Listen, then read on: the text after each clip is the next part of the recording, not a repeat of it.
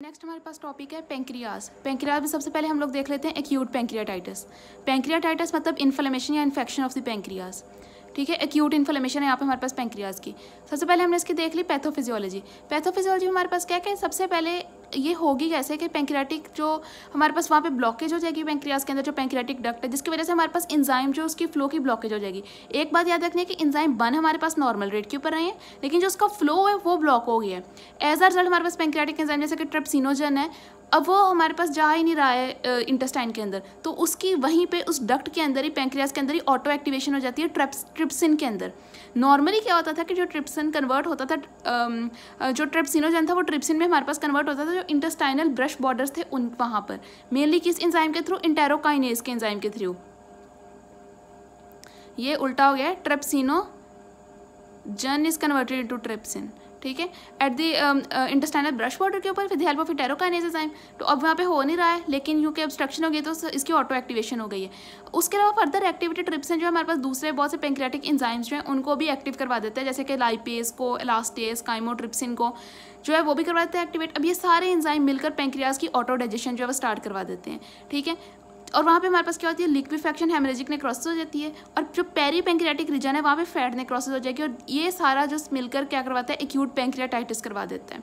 Enzyme blockage हुए, auto activation हो गई वहाँ पे, डक्ट की ब्लॉकेज की वजह से एंजाइम की ब्लॉकेज हो गई वहाँ पे, ऑटो एक्टिवेशन हो गई एंजाइम की, उसने अपनी ही ऑटो जो डाइजेशन है, सेल्फ ईटिंग है वो स्टार्ट कर दी पेंक्रियाज की, तो it can lead to acute pancreatitis. Sign and symptom देख लेते हैं कि पेशेंट जो है वो किस किस चीज़ों के साथ प्रेजेंट करते हैं।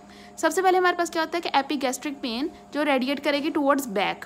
ठीक है, नोजिया, वॉमिटिंग। एक होता है पेरीएम्ब्लाइकल हैमरेज होगा, जो पेरीएम्ब्लाइकल रीजन है वहाँ पे हैमरेज से हम कहते हैं क्यूलन साइन। दूसरा फ्लैंक्स हैमरेज होगा, तो हम कहते हैं ग्रेस टर्नर साइन। और हाइपोकैल्सीमिया होगा, जो इसके साइन एंड सिम्टम्स वो हाइपोकैल्सीमिया और इसका कॉज हाइपरकैल्सीमिया है। ये दो चीज़ें इंपॉर्टेंट याद रखनी है। हाइपोकैल्सीमिया क्यों है, क्योंकि हमने पहले पढ़ा कि यहाँ पे फैट नेक्रोसिस हो रही थी, और फैट की नेक्रोसिस के लिए स्पोनिफिकेशन ऑफ फैट जो होती है वो होती है, और उसके अंदर हमारे पास जो कैल्शियम यूटिलाइज होता है which can lead to hypocalcaemia. अब हम इसके कॉज देखते हैं। कॉज हमारे पास क्या क्या है, एक तो अल्कोहल, इसका इतना मैकेनिज्म नहीं पता, लेकिन किसी भी अननोन मैकेनिज्म के थ्रू ये पेंक्रियाटिक एंजाइम का लेवल इंक्रीज करवा देता है। दूसरा गॉल स्टोन, ये हमारे पास जो है गॉल ब्लैडर था, ये हमारे पास की सिस्टिक डक्ट, ये हमारे पास पेंक्रियाज से पेंक्रियाटिक डक्ट आ रही थी, और ये दोनों मिलकर कॉमन बाइल डक्ट बनी। अब ये हमारे पास कोई भी गॉल स्टोन आया और यहाँ पर आकर ऑब्स्ट्रक्ट कर गया, तो as a result pancreatic duct से जो सारे एंजाइम थे कॉमन बाइल डक्ट के अंदर से होकर जो है वो इंटेस्टाइन के अंदर नहीं जाएंगे, तो हमारे पास ऑब्स्ट्रक्शन हो जाएगी। ठीक है, बाइल की, और पेंक्रियाटिक डक्ट की भी ऑब्स्ट्रक्शन हो जाएगी। वही जैसे हमने पहले पैथोफिजियोलॉजी में पढ़ा कि ऑब्स्ट्रक्शन हो गई है, एंजाइम रिलीज नहीं हुआ है, तो ऑटो डाइजेशन स्टार्ट हो जाएगी पेंक्रियाज की, which can lead to acute pancreatitis. Trauma हो सकता है एक्यूट पेंक्रियाटाइटिस का काज, लेकिन ये बहुत ज़्यादा रेयर है, और क्योंकि हमारे पास पेंक्रियाज जो है रेट्रोपेरिटोनियल पोजीशन में स्पेस में पड़ी होती हैं। वेरियस ड्रग्स भी हमारे पास एक्यूट पेंक्रियाटाइटिस करवाती हैं। फॉर एग्जाम्पल जैसे कि सल्फा ड्रग्स हो गई, मरकेप्टोप्यूरिन सल्फा ड्रग्स है हमारे पास, रीनल जो डिसऑर्डर्स हैं वो भी करवाती है, जो होती है एक्यूट इंटस्टिशियल नेफ्राइटिस वो करवा रही होती है, तो ये वो सल्फोनामाइड्स करवा रही होती हैं। ठीक है, तो सल्फा ड्रग्स एक्यूट पेंक्रियाटाइटिस भी करवा रही है। सिर्फ 6 मरकेप्टोप्यूरिन ये हमारे पास इम्यूनो सप्रेसेंट है, वो हमारे पास करवा रही होती है एक्यूट पेंक्रियाटाइटिस। यहाँ पर ग्लाइकोजन लाइक पेप्टाइड्स जो कि हम जो है डायबिटीज़ मेलाइटिस टाइप 2 के अंदर दे रहे होते हैं, जैसे कि लीराग्ल्यूटाइड, ये भी एक्यूट पेंक्रियाटाइटिस करवाती हैं। अल्कोहल ने, गालस्टोन ने, कोई ट्रॉमा हो गया, ड्रग्स हो गई। उसके अलावा हाइपरकैल्सीमिया, क्योंकि कैल्शियम का ज़्यादा होना जो है वो पेंक्रियाटिक डक्ट के अंदर ऑब्स्ट्रक्शन करवा देता है, विच कैन, और जब ऑब्स्ट्रक्शन होगी तो हमें पता है खुद ब खुद एंजाइम की ऑटो एक्टिवेशन हो जाएगी और ऑटो डाइजेशन हो जाएगी। फर्दर ये भी कि ट्राइग्लिसराइडीमिया जो है वो भी, लेकिन इसका लेवल हमारे पास जो है वो तकरीबन अप टू 1000 टाइम्स ज़्यादा होना चाहिए। क्यों, जब ट्राइग्लिसराइड ज़्यादा होंगे तो काइलोमाइक्रोन्स जो है वो हमारे पास ज़्यादा हो जाएंगे, और ये ऑब्स्ट्रक्ट करेंगे कैपरीज के अंदर। जब इन्होंने कैपरीज के अंदर ऑब्स्ट्रक्ट किया तो कैपरीज के अंदर जो है वो डैमेज हो गए, और वहाँ से ये लीक कर गए, और अब ये एक्सपोज हो गए जो पेंक्रियाज का लाइपेज है उसको। लाइपेज ने इसकी डाइजेशन करवा के इसको फैटी एसिड में कन्वर्ट करवा देना, और ये एसिड ने जो वो टिश्यू को डैमेज करवा के पेंक्रियाटाइटिस करवाना है। उसके अलावा ऑटो इम्यून पेंक्रियाटाइटिस भी एक बहुत बड़ा काज है एक्यूट पेंक्रियाटाइटिस का। ठीक है, उसमें मेनली हमारे पास क्या है कि IgG4 जो एंटीबॉडी उसका लेवल ज़्यादा हो जाता है, और हम इसमें और एंटीजन एंटीबॉडी कॉम्प्लेक्स बन जाएंगे, और वो हमारे पास जो है पेंक्रियाज को डैमेज करवा देंगी। उसमें हम लोग नॉर्मली क्या देते हैं कि स्टीरॉइड्स दे रहे होते हैं ट्रीटमेंट के लिए। एक और चीज़ है, ये एक टेक्निक है ठीक है। इन्वेस्टिगेशन टेक्निक है, हम कहते हैं एंडोस्कोपिक रेट्रोग्रेड कोलिंजियो पेंक्रियाटोग्राफी। इसके थ्रू एक हम जो है वो डाई जो है वो इंजेक्ट करते हैं और पेंक्रियाज और गाल ब्लैडर वगैरह का इनसाइड इमेज लेते हैं। लेकिन अगर ये हमारे पास जो है वो पेंक्रियाटिक डक्ट के अंदर इरिटेशन करवा देगी यहाँ पर, तो एज अ रिजल्ट हमारे पास जो ऑब्स्ट्रक्शन हो जाती है वहाँ पे, और फ्लो ऑफ एंजाइम जो है वो हमारे पास नहीं हो पाता है, which can lead to acute pancreatitis. Diagnose क्या है, पहले तो आपको पता चल जाएगा कि हमारे पास जो एपिगैस्ट्रिक पेन हो रही है, ठीक है, जो कि रेडिएट करवा रही है हमारे पास किसकी तरफ, टू बैक की तरफ, जो हमने इसके साइंस में पढ़ा। यहाँ पर हम सीरम अमाइलेज का या लाइपेज का लेवल जो है चेक करवा लेते हैं, मोस्टली ज़्यादा हुआ होता है।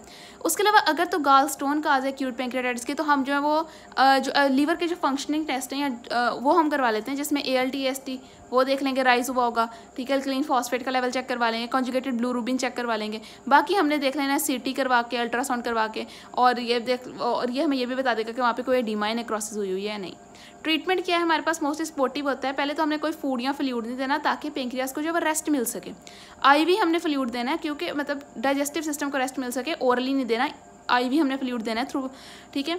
इसमें हमने क्या किया ताकि जो भी एडिमा के थ्रू हमारे पास ब्लड लॉस हुआ है वो मेंटेन हो सके, BP और हम जो है और रीनल परफ्यूजन को मेंटेन कर सकें। बाकी पेन कंट्रोल, एक्यूट पेंक्रियाटाइटिस में बहुत ज़्यादा सीवियर एपिगैस्ट्रिक पेन होती है। बाकी हमने देखा फ्लैंक हेमरेज हो रहा है, उसके अलावा हम कहते हैं कि पेरियम्बलाइकल हेमरेज है, तो ऐसे पेन बहुत ज़्यादा होती है, तो जिसकी वजह से हम एनाल्जेसिक्स देते हैं।